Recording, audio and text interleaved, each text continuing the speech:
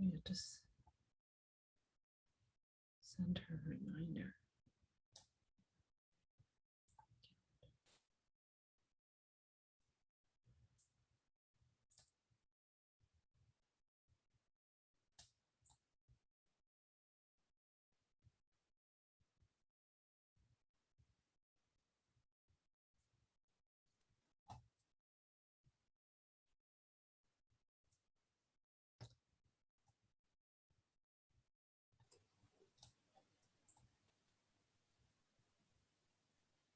Thank you to everyone who's waiting patiently. We'll get started in a few minutes.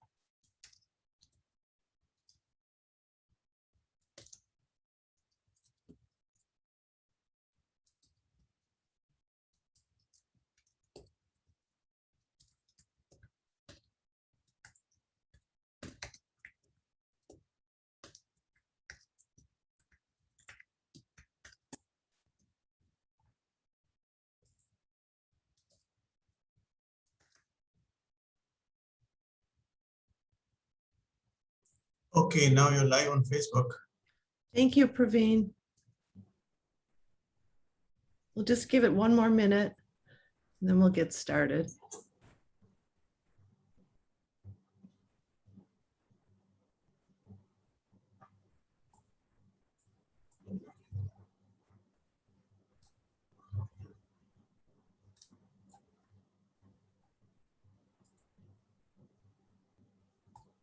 Okay, so welcome to our third session in our English for Career Development series. I'm Paula Masad, the English Language and Education USA Advisor at the U.S. Embassy in Doha.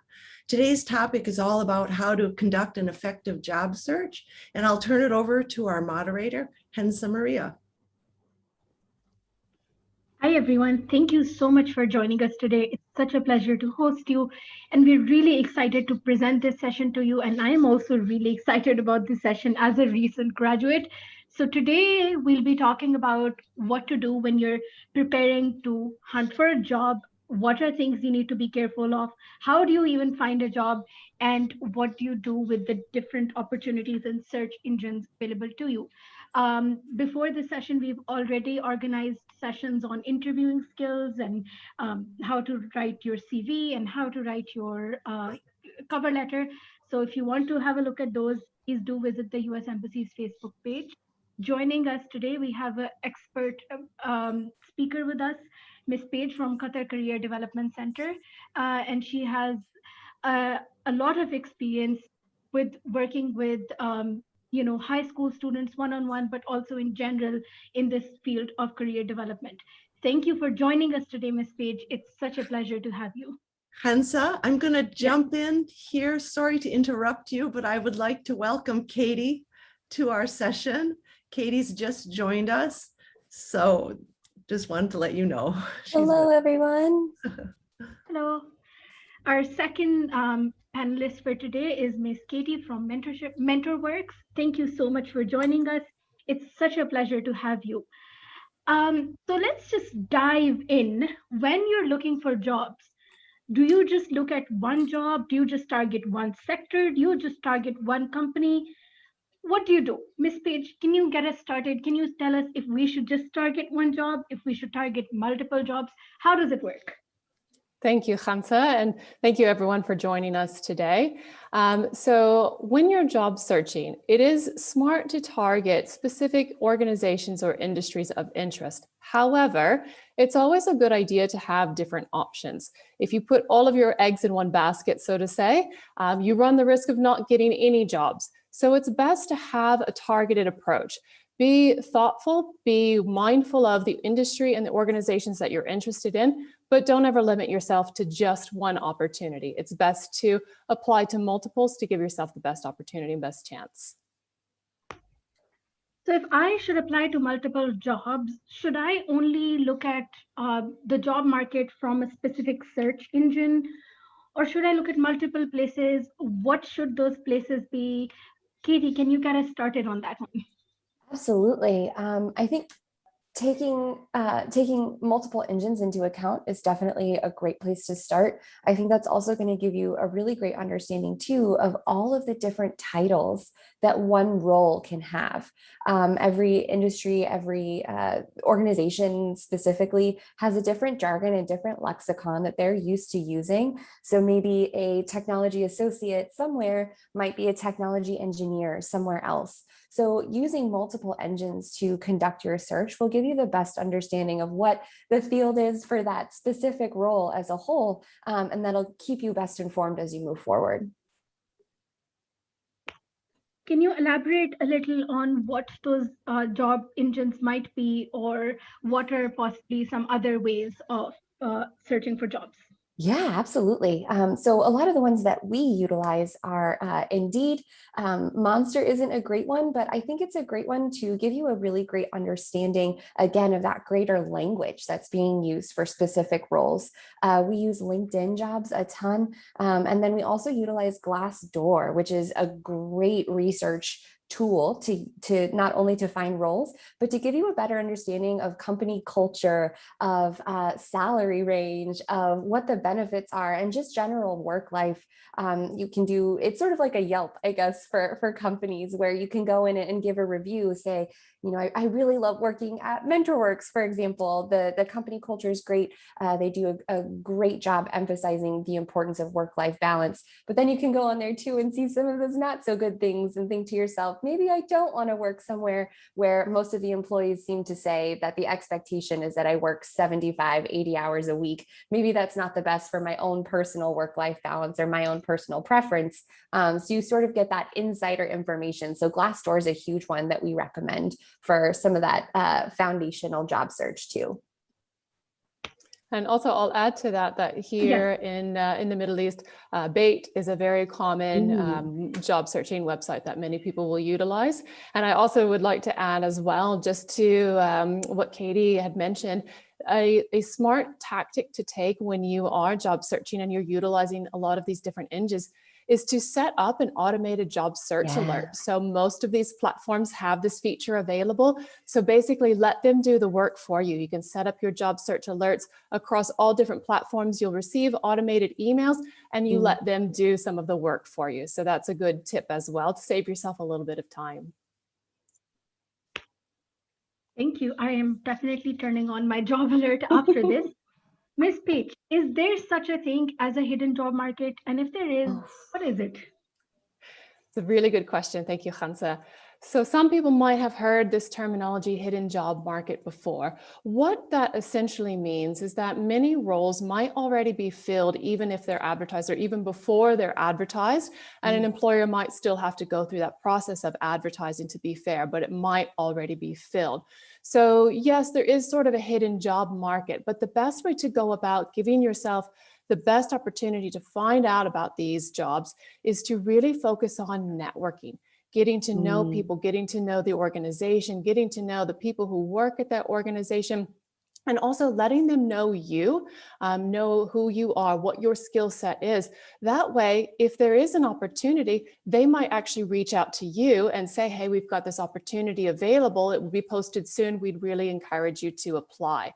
So there is sort of a hidden job market, but you can absolutely take advantage of it and give yourself opportunities to find those experiences through developing your networks, getting to know people in your targeted industries, targeted organizations, and like I said, allowing them to get to know you. That's a really key piece of it as well. All right, Katie, up to 80% of jobs are found through networking. True or false? And if that's true, how do you network? I was hoping this question would come next. Thank you for this one. So to build a little bit more on what Paige was just explaining, networking, I 100% agree, will get 80% of roles filled. And we're hearing from recruiters, especially during the global pandemic, so much of what they've had to do as recruiters for some really large companies is figure out what a person is behind the screen, right? So they get these pieces of paper, they get the resume, they get the cover letter, but that company culture is so valuable, especially in a work from home environment for a lot of the world. And now some companies, for example, MentorWorks, we're back in the office, but folks had to understand who the people were behind the screen and behind the resume. So that networking piece has become so vital. And need or necessity is always the mother of invention, right? So all of a sudden, all of these online networking opportunities are available. And again, to build on what Paige was explaining, let them get to know you. And then a lot of times those networking opportunities, the opportunities that you least expect to be fruitful are going to be the ones that turn around. You know, those folks that you see at your family dinners, or the folks that you see at, you know, maybe community events. A lot of times they're going to say, oh, I remember that one person I met this place, as opposed to those folks where you're reaching out to a recruiter directly. Not to say that those aren't fruitful, but don't ever count anything out as a networking opportunity.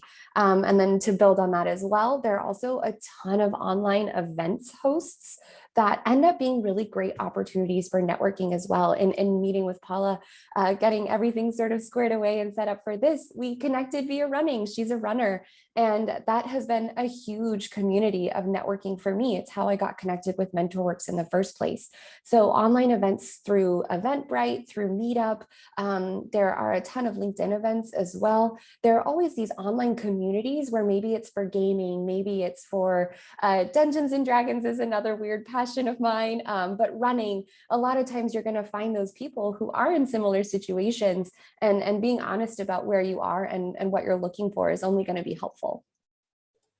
And I might add to that as well, Katie. Yes, go ahead. How right now, because a lot of things are still virtual, it's actually a really great opportunity for people to capitalize on this new virtual world to connect with people. So before, you might have had to go to events or things and maybe travel was involved, but now with so many things being virtual, it is an opportunity to really capitalize on it, connect with people through virtual events, as Katie was saying, through even events such as this, reach out to people on LinkedIn, but really harness this virtual world that we're living in and utilize it to expand your network even further.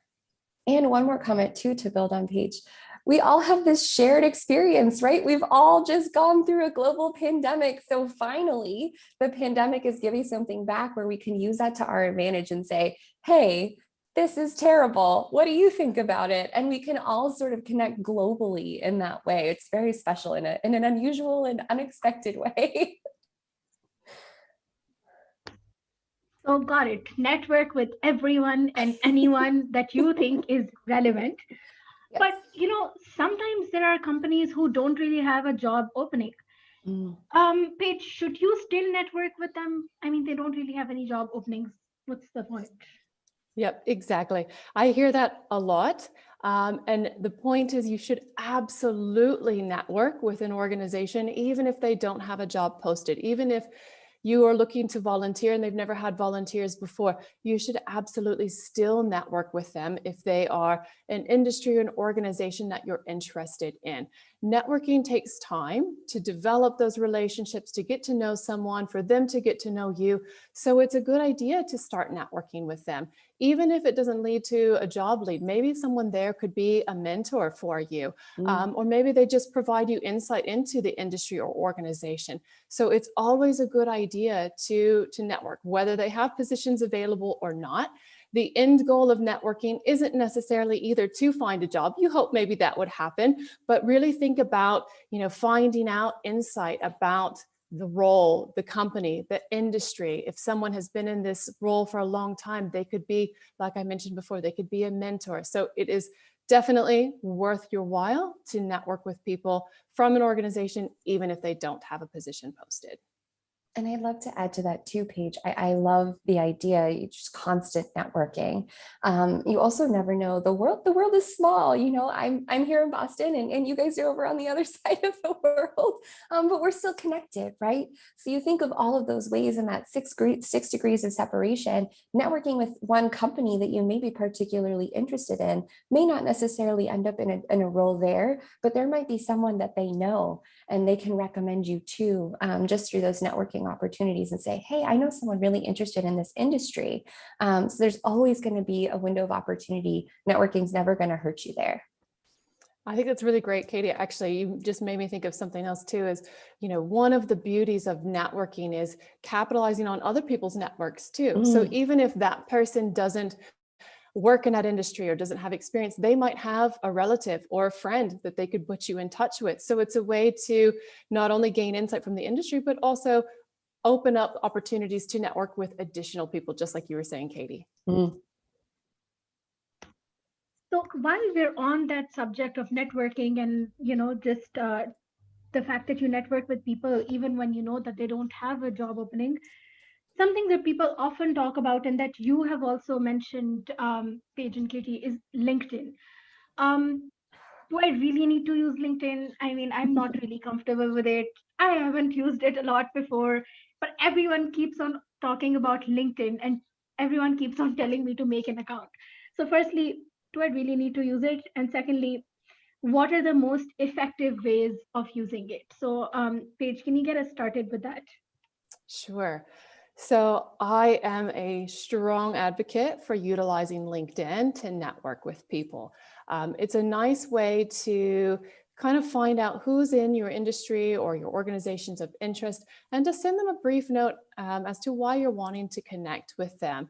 When you ask them to connect, they can then kind of get a feeling for your background. What have you done professionally? What are your interests? So it gives them a little bit more insight as to who you are. So I personally also use LinkedIn regularly, especially when I first moved to Doha and I didn't know anyone. I utilized LinkedIn to reach out to people who were in the career space, who were in education, to say, you know, hi, I'm new to Doha. I would love to have a chat with you and find out more about your organization or what life might be like here. And I actually received quite a few responses from people who were more than willing to provide me with insight, to provide me with guidance. I still keep in touch with people on LinkedIn from previous roles. And it's just a really great way to put yourself out there, expand your network, gather information, and meet new people virtually. So I am a very strong advocate for LinkedIn. I will piggyback on that and echo everything Paige has said. We've noticed, especially over the last year, the use case of LinkedIn and the variety of uses for LinkedIn has become far greater than I think even the developers of LinkedIn ever hoped for. The way that folks have been able to connect through LinkedIn, as Paige was saying, has been over the moon. I mean, just an unusual and wonderful way that folks all around the world, again, here we are, right? You know, all around the world are connecting through LinkedIn. I also think to what I was saying earlier, it gives recruiters that little window, that extra window into who you are. And it gives you a really wonderful and cohesive platform to advertise all of the best things about you. I think recruiters can get a really great sense of your energy, your work culture, preferences through the way that you utilize LinkedIn. If you cheer people on, if you are able to congratulate folks on new roles that they have, you're giving those recruiters a great understanding of who you are as a person and eventually who you would be as a teammate as well. So really understanding, again, who it is behind that piece of paper through who it is behind that job application. And again, showing everything off. So you can put in your portfolio, you can put in a website that you've got all of your information on. It's just one more step for them understanding who that digital presence is. All right. So, you know, I now understand the importance of updating my LinkedIn and developing my connections further. But obviously, like LinkedIn, all these job engines aren't the only way that people talk about. Sometimes people talk about, you know, just having a cold call with your CV or just placing a call through email or just going to places with your CV. So firstly, is that important, Katie? Do we do that? Do we not? What's the latest update on that? I think cold networking is now sort of an expectation. I think the pandemic, again, I know I keep talking about it, but it's really accelerated the use of those types of ways of reaching out. And I think it's, again, become an expectation to where it's no longer as jarring as it may have been a year and a half or 2 years ago. I also think people really want to help. I think this isolation period has given people just a overall sense of helplessness. And so folks being able to reach out to other people and find those human connections has become a really valuable thing, I think, professionally speaking, and also personally. People crave human connection, right? And I think overall, if someone were to reach out, and you may get a few silence on the line, some dead air there. But I think for the most part, if you reach out and say, hey, I've got my CV. I'm really interested in what you want to do. People enjoy telling their story, and people do, I think, fundamentally enjoy helping other humans. So I think if folks were to reach out and say, hey, Katie, I've never talked to you before. I think what you're doing at MentorWorks is really unique and really special. I love that you connected with folks on the other side of the world. I would love to learn more about that experience. I would love to share that with them, because you never know if that story is going to be something that ignites a spark in someone's future hopes and future goals. So I think it's never a bad idea to reach out and see what happens. And I might just elaborate too on what you said, Katie, because you hit on a really key point. I think whenever you do make these cold calls or cold emails, if you choose to go that route, is to be really mindful and thoughtful about your approach. So just as you said, Katie, if someone emails and says, oh, I really like what you're doing, that sounds interesting, I'd like to learn more. That's a better approach as to, I need a job. Do you have any jobs available? Because I think a lot of people think that that's the mindset you should take is, here's my experience. Do you have any jobs?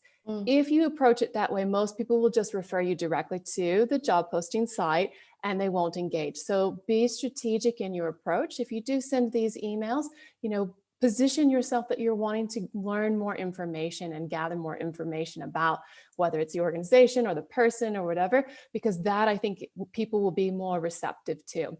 And I would also be very strategic too in who exactly you email or call.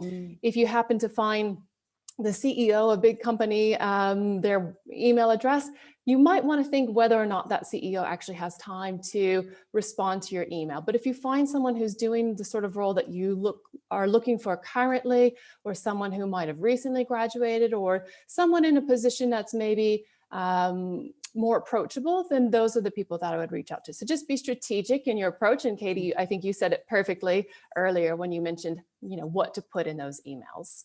That's an excellent point, Paige. I think if you treat everyone like a friend, like you're trying to make a friend, the first thing you say when you meet someone new isn't, hi, it's great to meet you. Can I have some of your lunch? You get to know that person a little bit more, and then maybe they'll share their sandwich. But treating them as a human first before a provider of job is always a great idea to keep in mind. So got it. Won't ask random people for their lunch. While we're on the topic of just calling people and talking to them about what it is that we want to do and how we want a job from them and everything, every time people meet me and they know I'm searching for jobs, they tell me to make an elevator pitch. Firstly, what is the elevator pitch? Secondly, how important is it? And how do you go and give it to people? Do you just go to them and be like, hey, listen to my elevator pitch? So, Paige, would you like to get us started? Sure. So an elevator pitch is basically a very short spiel about yourself. So the reason it's called an elevator pitch is, let's say you were to get on the elevator with, going back to the CEO or the hiring manager of your dream company. You've got 30, maybe 60 seconds before you both get off the elevator. What would you say to that person in that short amount of time to make them think, hey, I really like this person. I want to get to know them, or I'd like to hire them. So your elevator pitch should be crafted to be about 30 to 60 seconds long. There's no magic number, but it's not meant to be a long dissertation of your whole life. So what you want to do in your elevator pitch is obviously mention who you are. Are you a student? Are you a current employee? Are you a job changer? Who are you? what is it you're wanting to do, and then give it a little bit about some of your past experience. So you could say, I'm a recent graduate in, foreign affairs. I'm looking to position myself in policy work. Some of the things that I've done in my past are this internship, these experiences, and whatnot. So it's a very brief synopsis of your professional background. And to answer your other part of your question, Hansa, how do you kind of pitch it to people? You wouldn't just walk up to someone and give your speech. It should be more of a dialogue. So you say, hi, nice to meet you. If they say, oh, well, tell me a little bit about yourself, that's when you would launch into your elevator pitch. If you are at a networking event, you could say, I'd like to, give you a little bit about my background, tell you what I'm looking for. You could approach it that way, but you want it to sound natural and part of a dialogue, not just a rehearsed, here's what I am, what I've done, that sort of thing. Yes, the all-important elevator pitch, the elusive elevator pitch. Elevator pitching is, I think, very uncomfortable, but we recently had a webinar through just our company, and our CIO, Chief Investment Officer, someone who gives elevator pitches all the time, gave a really great analogy. If you think about it as when you go to a family holiday and people ask you, oh, so what are you up to? What do you want to do? And you're talking to your aunt or your uncle or maybe a grandparent, and you give them that very brief 30-second, oh, well, this is what I studied. This is what I want to do. That's a really great way to practice an elevator pitch. And ultimately, if you really break it down, it's that simple. It's just a summary that you would give to someone and say, this is what I studied. These are my goals. These are the ways I want to do those things. And I think if you really boil down an elevator pitch, it makes it a little bit less scary if you approach it that way. But that's a great way to practice it. But Paige, you're right on the money. Just 30 seconds, that executive summary, that statement that you put at the top of your CV or your LinkedIn. But it is intimidating, and it does take a lot of practice. You can talk to yourself in the mirror maybe a little bit, get yourself pumped up for it. But it's really just something to have in your back pocket. So I have a nice resume. I've prepared for interviews. I placed cold calls, cold emails, LinkedIn, all those other, job searching networks. I have an elevator pitch prepared that I recite to everyone on the elevator, done all of those things. Will I get a job in the first month of job searching? This Paige, can you tell me that? Sure, good question. So there's no magic number as to how long it would take to find a job. I always tell students to start looking way before they graduate because it takes time. Some people might have luck finding a job right away within the first month, but usually it will take a little bit more time than that, particularly right now, sort of in this post-pandemic world we're living in. It might take a little bit longer than expected. So my best tip is to just be patient with yourself.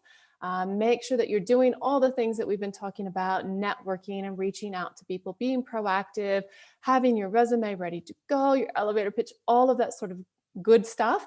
But give yourself time and be patient with the process because it will take time. Like I said, no magic number. Some people might find a job right away, but for many, it does take, it can take several months to find a job. So just be patient and keep doing the things that we've been talking about and keep your options open.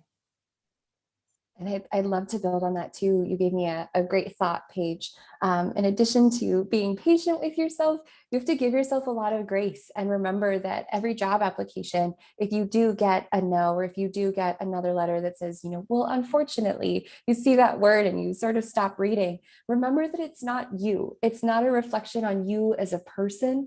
Like Paige was saying earlier, they may have hired someone internally, or they may have already had someone in mind before they posted the job. Remember that even though there is no magic number, when those things do come in, it's not a reflection on you as a person. Just sometimes things don't match up. A lot of times there's applicant tracking systems in place where they're utilizing a sort of search engine optimization that matches your resume to the job posting. A lot of times, as Paige was saying, it is internally filled, or they had someone in mind, or maybe they're using a recruiting company that they've guaranteed X amount of positions to. So never get too hard on yourself yourself either, and know that there's so many things outside of the frame of view that may have impacted their decision as well. Okay, so as soon as I finish this session, I am going to go and post memes on my social media about, how hard the jobs process is and how hard searching for it is and how done with life I am. But wait, will employers look at my social media? Katie. Absolutely. I think, again, the pandemic has really made a huge impact on the value of social media and the importance of social media to recruiters. LinkedIn is going to be a huge one that they use, but don't discount other platforms as well. Instagram, Facebook, Twitter, having a positive and professional appearance on those platforms is really vital, again, to giving recruiters that understanding of who you are as a person. And then also it can help expand your network, right? Being frank and honest and saying, hey, I'm looking for a role. I'm really interested in this industry. Maybe join a few podcasts or listen in on a few different events. And again, grow your network. Social media, as intimidating as it can be to sort of navigate the channels of all of the different platforms there are now, can be a huge tool for networking and getting your message out there. And then, maybe one day you'll end up being a mentor to someone, or you'll end up helping someone find a role through social media. So using it as a tool in your arsenal, as opposed to something that you just have to stay away from so that you can maintain a professional appearance, is always the best approach. Everything can be a tool. And I'd just like to build on that, Katie, too. Be very mindful as well that what you're posting should reflect something that you feel comfortable knowing a future employer might look at. So you want to be very mindful of the kind of pictures, the kind of posts that you're putting out there, because if your future manager or boss or director takes a look at that, if it doesn't align with company profiles or company missions or goals, then that could be a way to be eliminated before you even submit an application. So just be very mindful. Now, on the flip side, as Katie was saying, use it as a tool. If you are reading lots of articles about this industry or the company or something, if you have insightful posts, that can be a way to almost elevate your presence. In fact, I would even suggest following organizations of interest on LinkedIn and posting really insightful comments about maybe projects or things that they're working on, because that can raise your profile. So just be very strategic of how you use your social media accounts. For your personal stuff, make sure that you don't have anything on there that you would not want an employer to see.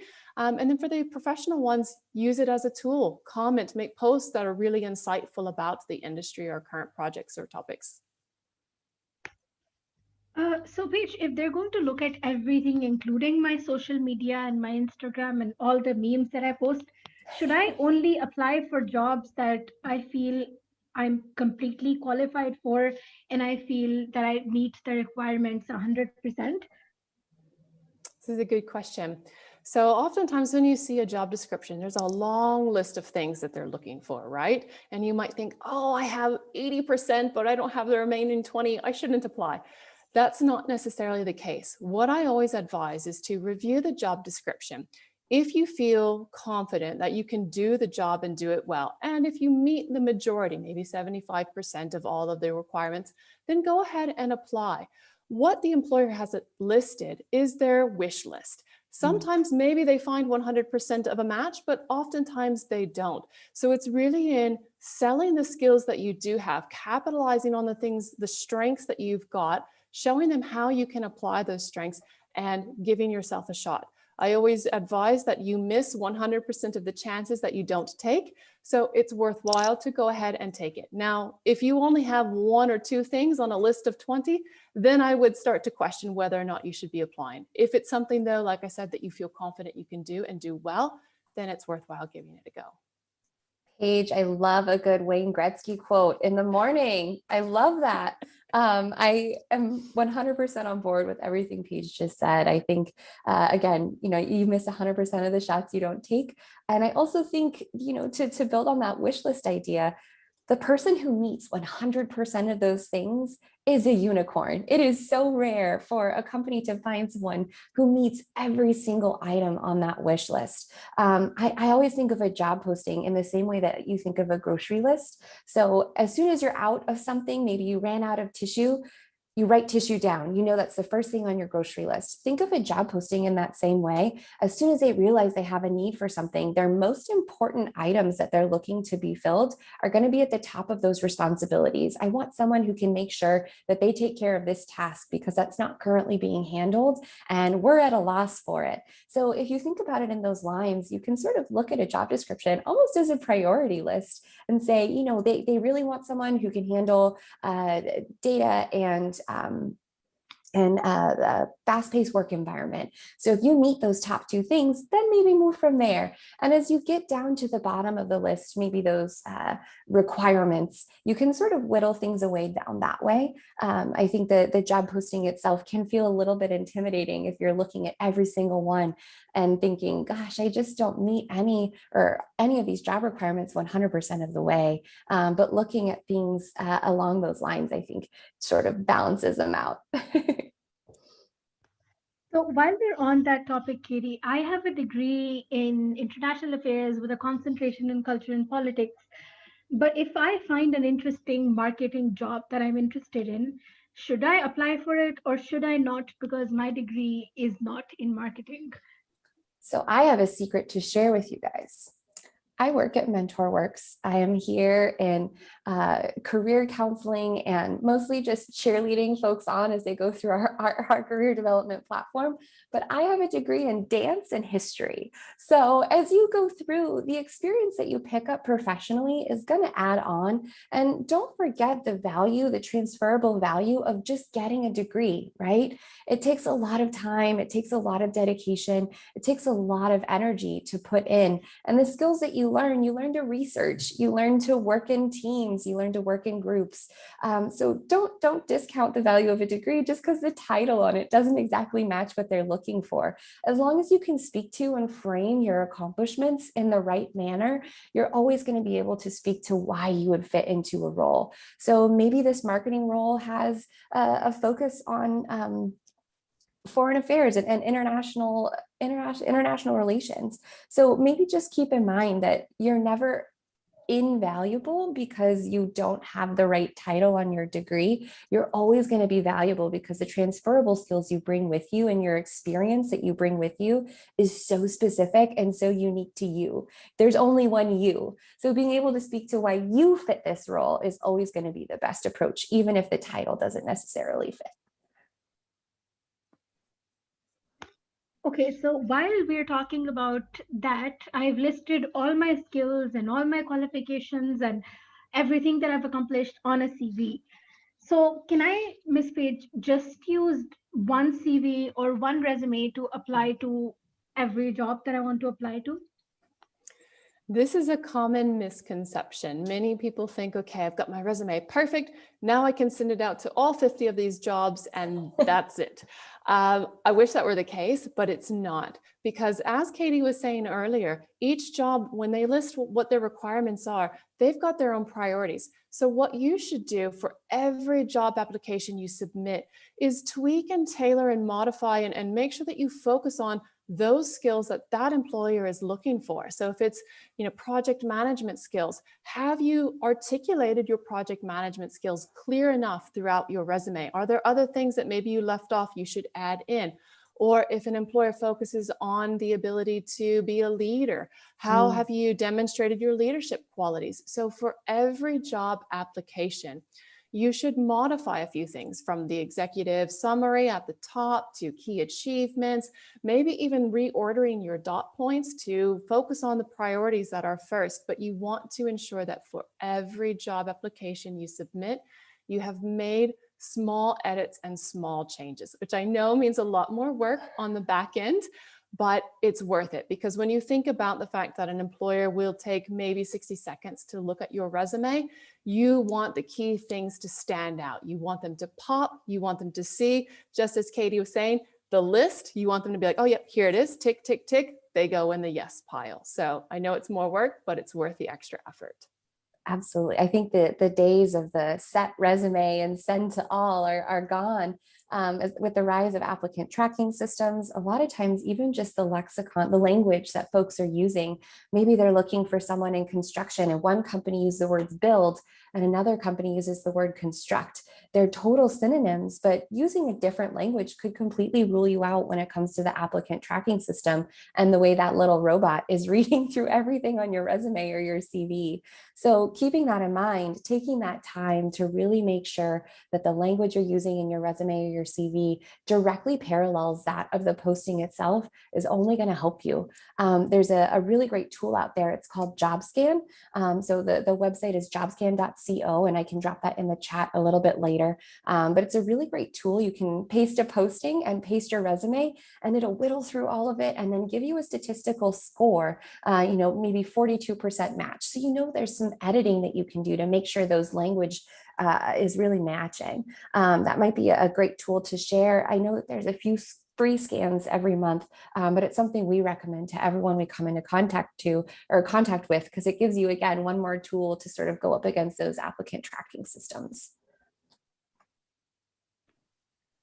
Okay, so I'll make a variety of CVs depending on the job that I'm applying for. But Katie, do I also have to submit a cover letter, and do I have to submit it for all of the jobs that I'm applying for? I think a cover letter is a great window into who you are as a human. A cover letter is a great way to share why you're passionate about this role. And a lot of times, a cover letter is that extra tick. If folks don't submit a cover letter, a lot of times they'll be discounted from a role because their application is going to be seen as incomplete. In addition to a cover letter and a resume, if you do ever get an interview, always send a thank you note as well. I think all of those three things really comprise a complete package when it comes to a job application. But I think a cover letter, again, even though it's a little bit more work to go through and type it all out and make sure it's matching the job posting, it's only going to help you, right? So it's one more tool in your arsenal. It's one more thing that's going to make you stand out. And it's going to give, again, that window into who you are as a person versus just a resume. So I think I view a cover letter as completely imperative, but Paige might have different thoughts. No, I completely agree. And especially too, even when a job application says a cover letter is optional, many people I've spoken with in the past have said, oh, because it says optional, I don't need to submit. I always say wrong. Definitely submit one, because just as Katie was saying, it provides more information. So your resume is very factual, right? It's here's what I've done, here's my achievements. Your cover letter can be a little bit more about your why this industry, why this company. It can give them insight that they didn't get from your resume. So it's really a very important tool to utilize to be able to show them you really are passionate about the industry, about the organization, and to tell them a little bit about that. So that is exactly what they're wanting to hear with your cover letter, not just regurgitation of what's on your resume, but more about the why, the motivation. Of course, you want to talk a little bit about your achievements and your skills, but focus on your narrative within that cover letter. It adds to and complements your resume. So definitely always submit one. So I applied after all that networking, submitted a cover letter, submitted a fully tailored CV, and got an interview. I think I did decently, and the interview is now over. Is my work done, Paige, or do I have to do anything else?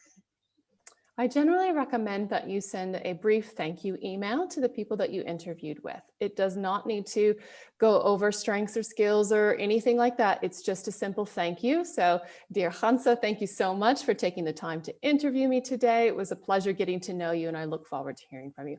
Something short and simple, but it's just a nice way to show them A, that you're really interested, but also that you're professional and that you want to take the time to follow up.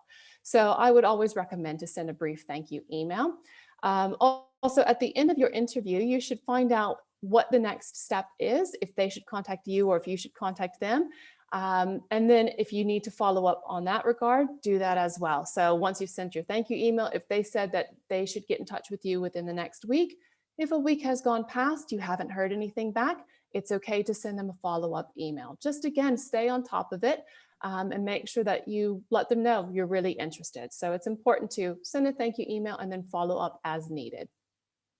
I 100% agree. I think a thank you note is also a great way to demonstrate your attention to detail and your value to your potential employer's company culture, right? So taking that time shows that you would be a teammate who values others' time, a teammate who pays attention and wants to make sure that they stay connected. So again, it's only going to help you, and it really only takes a few minutes. Just thank you so much for your time. It was a wonderful opportunity to speak with you today. I hope you have a wonderful afternoon. Thank you so much. It's very simple, very brief. And then, as Paige said, following up gives you that better chance and reminds them, hey, I'm here. Don't forget about me. I'm really awesome. Just again, that attention to detail is just going to demonstrate your value. Okay, so interview done, thank you note sent, and I got the job. So after I get the job, do I only network with people from my field, or do I network with anyone else?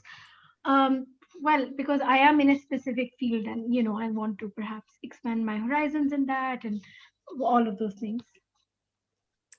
Sure. So I think networking is a lifelong process. You should always, as we talked about, connect with people professionally, because you never know when you might want further insight about a specific industry or organization. You might be changing jobs. You might have circumstances that require you to change your job. But again, networking is a lifelong learning process. We continually grow throughout our professional lives. Networking can help you with that. Networking can add to that. So you never want to stop networking. And like we talked about before, you don't ever want to also limit yourself to who you network with within what specific companies. Be open to any opportunities. Those can be through professional associations or professional events, or they can even be through personal events, as Katie was mentioning before, like running clubs and things of that nature. So it's always good to keep on networking, even once you have a job, even when you're secured in your job. It's a good practice to continually do throughout your career. I think internal networking too is a great way to let people know that you're interested in constantly growing and constantly learning new things. And I think it's a great way to get some advocates on your side, right? So knowing that you spoke with so-and-so from HR in the elevator, next time they have a potential growth opportunity, maybe a promotion to management, they'll say, I talked to that person in the elevator and it was wonderful to get to know more about them. I think they might be a good fit. So again, you're constantly advocating for yourself and building a network of mentors, advocates, people who are going to fight for you as you continue in your professional development. And maybe if other people leave and they have an opportunity at a new company, that could be a great way to pop into that as well. So constantly networking, as Paige said, it's a lifelong process, and it's a great way to get to know people, right? Learning more about people's stories is a great way to enrich your own life.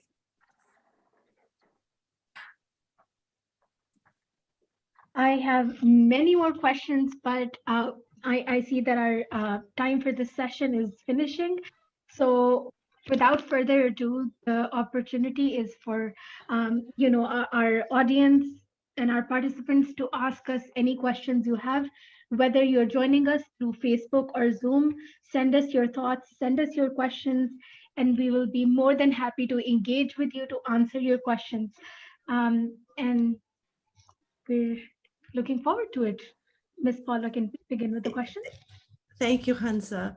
We have one comment on Facebook, and somebody's questioning the authenticity of reviews on Glassdoor and how much credence you should give them. And I wonder if either Paige or Katie would like to speak to that. So I think of Glassdoor in the same way that I think of Amazon or Yelp reviews. The more there are, the more I trust them, right? If you're looking at Yelp, you can't figure out where you want to go to eat, or if you're looking at Amazon, you can't figure out which item to buy, and you say, whoa, this item has 272,000 reviews. There must be some sort of balance to the reviews in there. I think Glassdoor is the same way. I think a small company is going to have a little bit more of a skewed process because they are trying to promote themselves and they are trying to make sure everyone knows that they're great. And it's also easier to maintain that in a small company, right? Knowing the CEO's pet's name is going to be a lot easier if you've got a team of 10 versus a team of 10,000. So yes, I think there is a skew on Glassdoor reviews, certainly, but I think it's always going to be relative to the size of the company and their ability to maintain a certain rapport with the employees. But I think ultimately it does give you at least some sort of qualitative understanding of internal company culture. And I'll just add to that, that, with any review, it's good to read and good to, see what other people have to say. But remember too, it's all subjective. Just because you like one restaurant, maybe I don't like that kind of food. And so I won't like that restaurant. So always good to just keep those things in mind. It's part of your research, part of your information gathering. Take it in. Not everything online is true, but also there is some truth behind some of it. So just be very mindful when you're, going through some of those reviews. That's great guidance. It makes me think of the Audible reviews. Should I listen to the book or not listen to the book? So somebody is asking about follow-up emails. She's under the impression that recruiters would hate follow-up emails. Don't they think it's cheesy, is the comment. Paige, do you want to start with that one?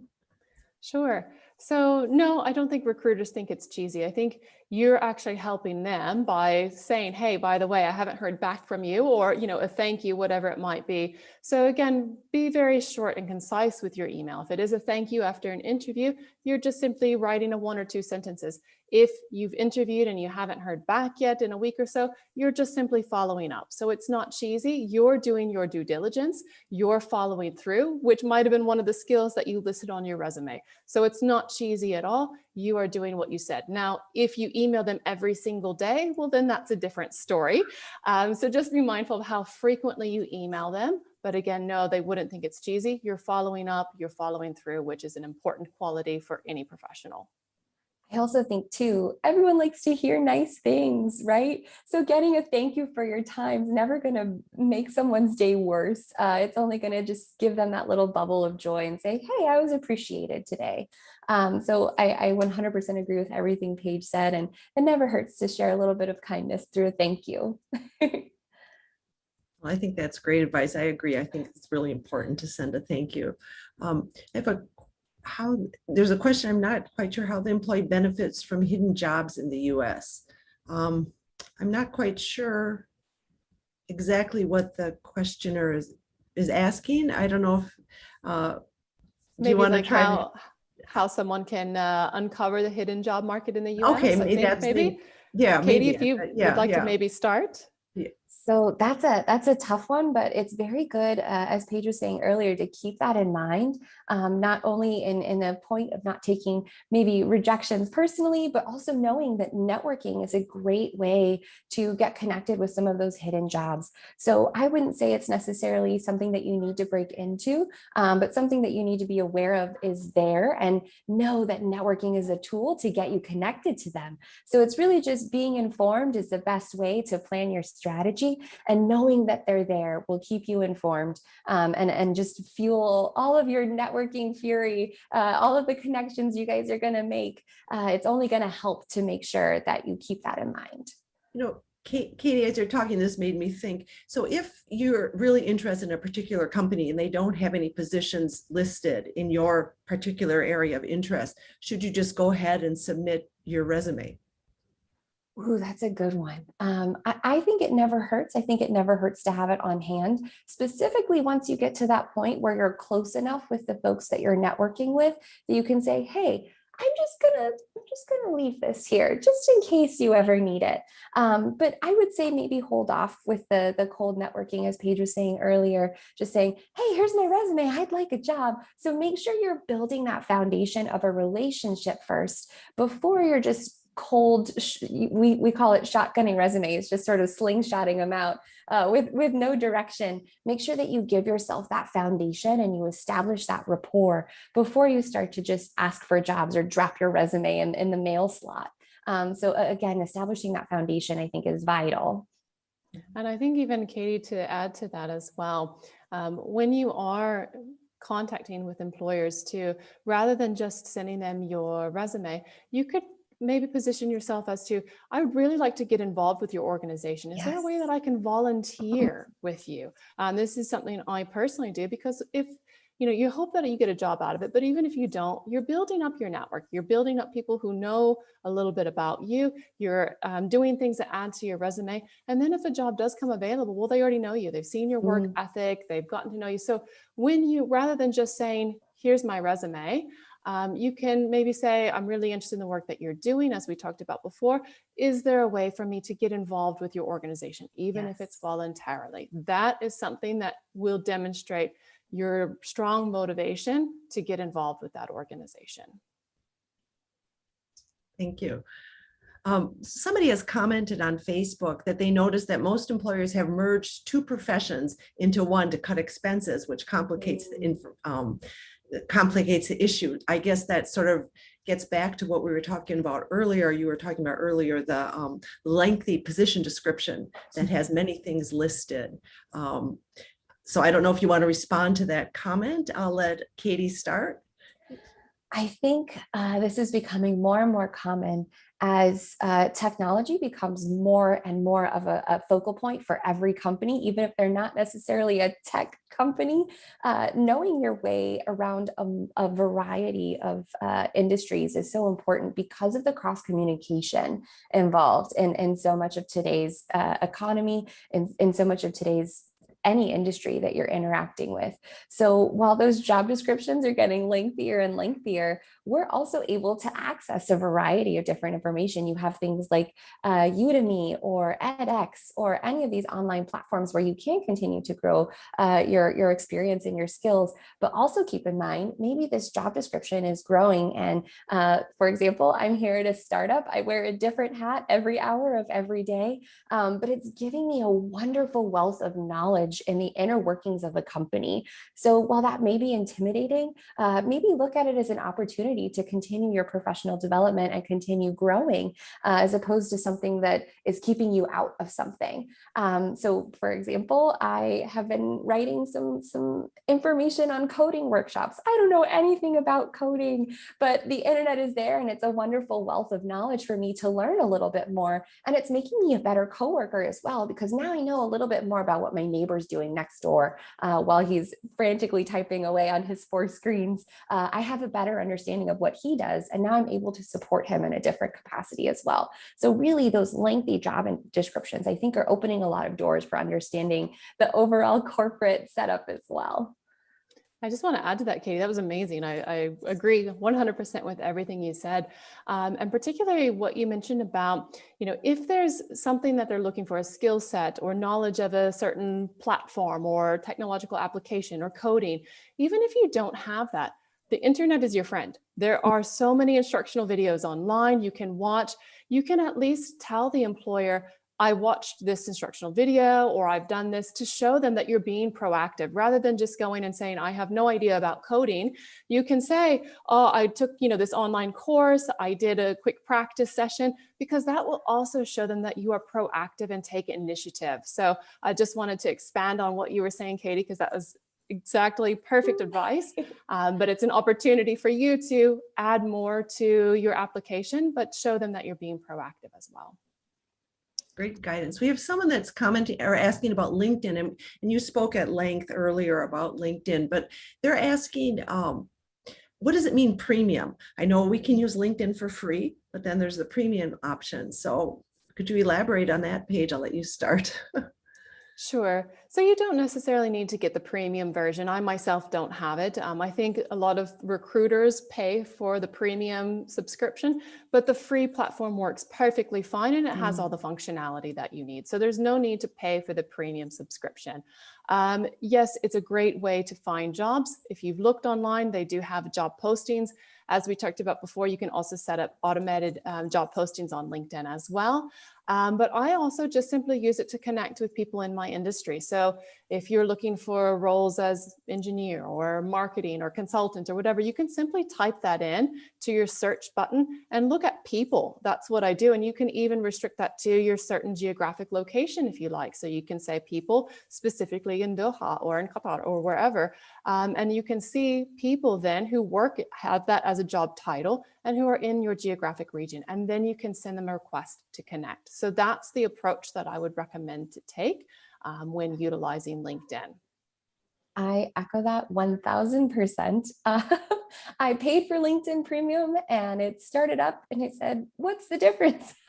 I had a few more LinkedIn in-mails. I had some access to some additional information, but there was really no additional value that I wasn't already getting through LinkedIn, especially when I was job seeking, those automated job alerts that Paige has mentioned, and really just finding connections. So type in a company, maybe you really want to work for Disneyland, you can type in just Disneyland in the search bar and then find people that you're connected with. So again, it's just an information hub that has become so imperative in the job search nowadays. But keeping those connections in mind, it's a really great tool, and premium's not necessary at all. I'm aware that we're running out of time and I want to give Hensa a minute to wrap things up, but there's just one final question. And I think you spoke about it earlier. Both of you mentioned some of your favorite, somebody's asking for good resources for hiring, resource apps. So you mentioned some of the websites, so maybe just quickly rename those and then we'll turn it over to Hensa.